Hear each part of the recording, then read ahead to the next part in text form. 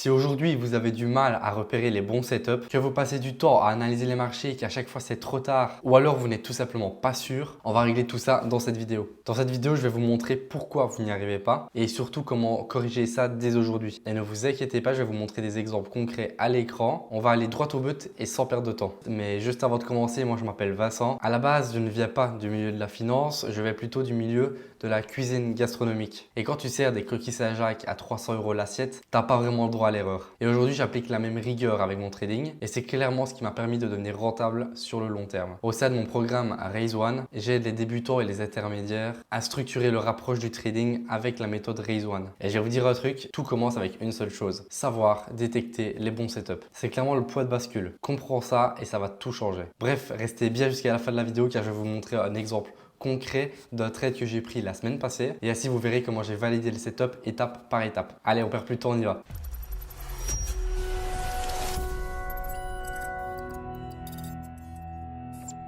Du coup, on se retrouve directement sur l'écran. Donc, la première problématique que la plupart des personnes ont, tout simplement, c'est le fait de ne pas avoir de filtre clair vis-à-vis de son setup, justement. Donc, souvent, vous regardez beaucoup trop d'actifs à la fois, trop d'unités de temps, trop de signaux différents. Et du coup, le pire, c'est que vous pensez que c'est productif alors que ça ne l'est pas vraiment. Mais en fait, vous surchargez beaucoup trop votre cerveau et résultat, les bonnes informations passe à travers la maille des filets et vous les manquez en fait, tout simplement. Résultat, vous vous retrouvez en face de vos graphiques et vous êtes totalement paralysé et vous ne savez même pas quoi faire. Et souvent, comme j'ai pu le voir à de nombreuses fois, vous avez tendance à tout voir sans rien voir en même temps parce que le graphique est beaucoup trop chargé en fait. Au sein de mon accompagnement, je force clairement mes élèves à choisir entre un ou deux actifs, en tout cas au début, un seul setup bien défini et une seule unité de temps principale. Le trading, c'est assez compliqué comme ça, donc ça sert à rien de venir le surcharger, le surcomplexifier justement, parce que c'est justement ça la plupart du temps qui rend le trading compliqué. Si vous simplifiez vos analyses au maximum,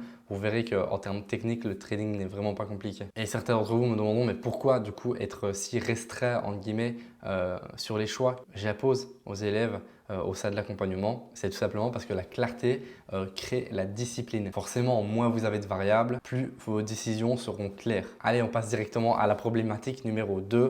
Vous ne savez pas ce qu'est un bon setup. Donc déjà, il y a une idée fausse qu'un bon setup représente pour beaucoup de personnes. Un bon setup ne veut pas spécialement dire gagner à tous les coups. Un bon setup, c'est juste un setup qui respecte votre plan et votre probabilité même si ça échoue. Souvent au début, c'est assez compliqué à accepter, mais vous devez en fait arrêter de juger la qualité d'un trade au résultat. Okay, même moi, pour vous donner mon exemple, ça m'est déjà arrivé de faire des pertes, même qu'elles soient moyennes, grosses, peu importe, et d'être content en fait de faire la perte parce que je me suis dit, ok, j'ai fait la perte et j'ai réussi à la limiter déjà de 1 grâce au management de trade, etc.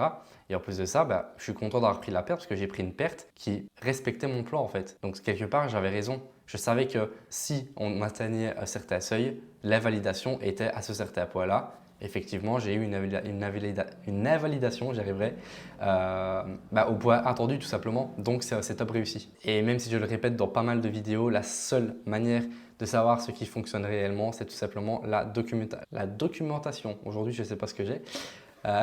Donc bref, c'est pour ça que dans le programme, on passe en revue vos trades, on analyse ce qui revient souvent. Et d'ailleurs, du coup, c'est ce que je vous conseille là directement. Analysez vraiment que ce soit vos gains, vos pertes ou même vos break-even pour vraiment comprendre où sont vos points forts et vos points faibles, tout simplement. Et je vais vous mettre quelque part à l'écran l'exemple d'un journal de trading. Vous pourrez mettre pause sur la vidéo, comme ça, vous pouvez le recopier si besoin. Donc pour conclure là-dessus, si vous voulez vraiment progresser, il va falloir vraiment comprendre votre data en fait. Si vous ne la comprenez pas, vous n'y arriverez. C'est impossible en fait, c'est littéralement impossible. Il y a beaucoup de personnes qui pensent que le trading, il y a un côté hasardeux et même des personnes qui ont déjà une certaine expérience. J'en ai parlé avec une personne la semaine passée qui avait déjà une certaine expérience et qui me dit ouais mais bon il y a toujours ce côté hasard dans le trading, mais pas du tout en fait. C'est justement si on passe par là, c'est sûr que la rentabilité elle est impossible en fait.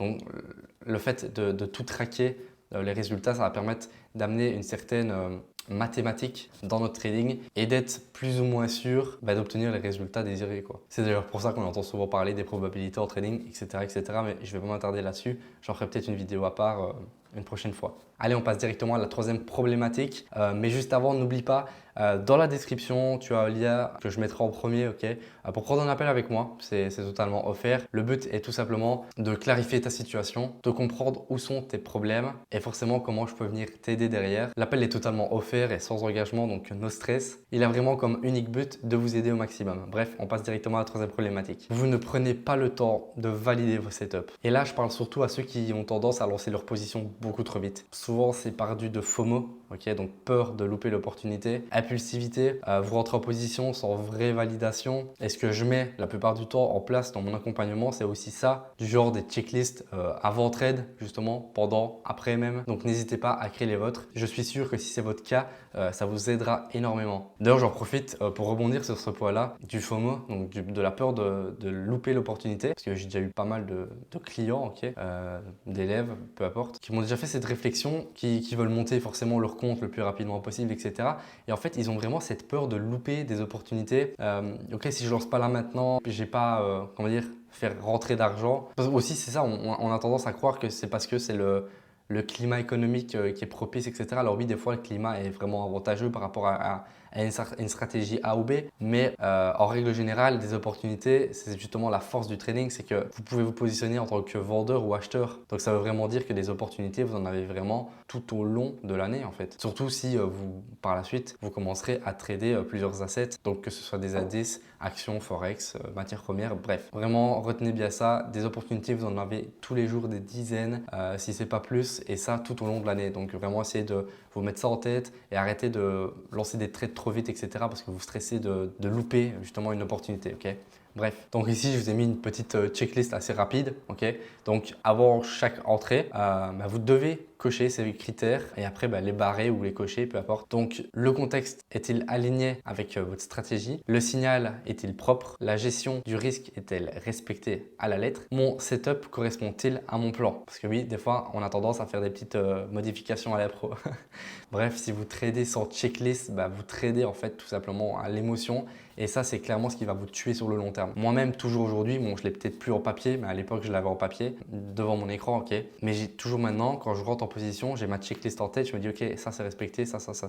Et si tous les points sont ok, je rentre en position. S'il y en a un ou deux qui sont encore, je rentre pas, tout simplement, ok. Bref, maintenant, on va passer directement au cas concret du trade que j'ai pu prendre la semaine passée. Je vais vous montrer un exemple assez rapide de trade, du coup, que j'ai pris la semaine passée et que j'ai pris en respectant exactement ce que je vais vous dire. Donc, je vais vous mettre le trade à l'écran et donc c'est ça qu'on va décortiquer ensemble là maintenant et clairement j'ai pas la prétention d'être devin, ok, donc j'ai absolument rien deviné, j'ai juste appliqué mon plan et le process tout simplement que j'enseigne au sein de Raise One et à travers cette chaîne YouTube également. Donc une fois que vous avez vos filtres, votre checklist et un journal de suivi, c'est plus du coup un coup de poker, ça devient vraiment un système prédictible. Bref, on passe directement à l'explication du trade. Du coup, on se retrouve directement sur l'écran sur TradingView, ok. Donc ma stratégie, pour la faire courte, parce que je ne vais pas rentrer dans les détails, ma stratégie c'est une stratégie de retournement sur le marché, ok. Inversion de tendance avec la théorie de Dow, ou ceux qui sont plus en smart money, BOS, MSS, tout ça, bref. Du coup, je vais simplement repérer dans un premier temps ma tendance, l'ancienne tendance. À ce moment-là, l'ancienne tendance se trouvait juste ici, ok, donc je la dessine. Ensuite, je vais dessiner du coup le poids de retournement en fait, que j'avais plus ou moins estimé à ce moment-là. Encore une fois, en prenant en compte de la théorie de Dow, parce que moi j'utilise plus ces outils-là, on va dire. Donc, ok, donc je place ma zone clé qui, selon moi, marquait le début du retournement parce qu'on a pu constater une consolidation qui commençait à se construire tout simplement, ok, avec clairement des plus bas de plus en plus haut et des plus hauts de plus en plus haut. Donc, on faisait vraiment face à un retournement, en tout cas au début à ce moment-là. Donc voilà, en fait, mon setup n'est pas plus compliqué que ça. J'ai ma moyenne mobile également, c'est un petit indicateur que j'utilise vite fait. Donc là, je vois clairement également que le prix commence à casser la moyenne mobile et ça va être ça mes confirmations. Donc là, mes confirmations, à ce moment-là, je les avais toutes. Donc j'ai eu la cassure de ma tendance, cassure de ma zone clé, cassure également de ma moyenne mobile. En fait, j'ai tout simplement sortir mon outil de rentrer en position. Ok, donc dès que la bougie vient clôturer au-dessus de cette zone-ci, je vais venir rentrer en position. Mon stop loss, c'est super simple. Je vais le mettre simplement sur une zone clé qui est un peu plus bas en fait pour venir protéger mon stop loss. Ok, avec je laisse un peu de mou en général, un peu d'espace en marché plutôt. ok?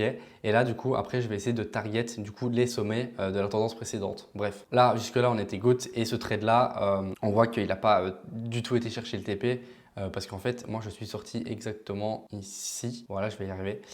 Parce qu'en fait, c'était tout simplement une zone qui était une zone que je ciblais, en fait, tout simplement. Et j'ai préféré couper cette position-là. On était vendredi et que j'avais atteint mes objectifs. Donc, j'ai préféré ne pas laisser tourner les trades pendant le week-end. Donc, je suis sorti de position à cet endroit-là. Donc, voilà, j'ai eu toutes mes confirmations. J'ai sécurisé mon stop loss. Enfin, en tout cas, je l'ai positionné de manière à ce qu'il rentre parfaitement plutôt dans ma stratégie. Le TP était placé, j'ai pas été le chercher, mais c'était un choix. En attendant, mes targets ont été respectés, elles par contre. Je ne l'ai pas détaillé ici, mais dans ma stratégie, voilà, j'ai plusieurs targets. Et le TP final, c'était effectivement le sommet de la tendance précédente. Mais ici, j'ai préféré me stopper à une target avancée. Du coup, vous voyez que je vais vous présenter mon trade de la semaine passée. Et vous voyez clairement que ça n'a pas pris vraiment du temps. Okay, en quelques minutes, en fait, mon exécution est faite.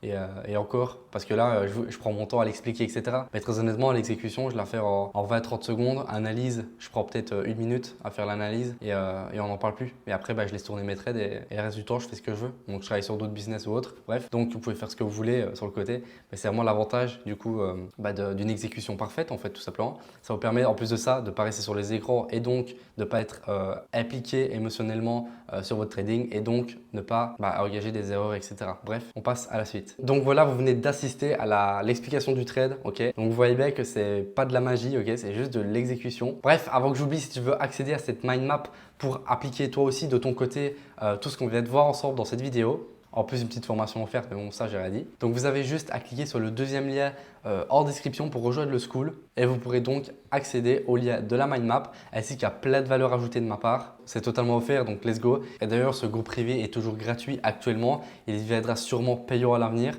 Donc, n'hésitez pas à rejoindre dès maintenant pour profiter de toutes ces ressources que je vous mets à disposition pour améliorer votre trading. Bref, et moi je vous dirige directement sur la vidéo de ma stratégie, donc celle que j'ai appliquée dans cette vidéo. J'espère que cette vidéo vous aura plu. N'hésitez pas à lâcher un petit like et à vous abonner, ça fait super plaisir. Et bref, moi je vous dis à la prochaine, c'était Vincent.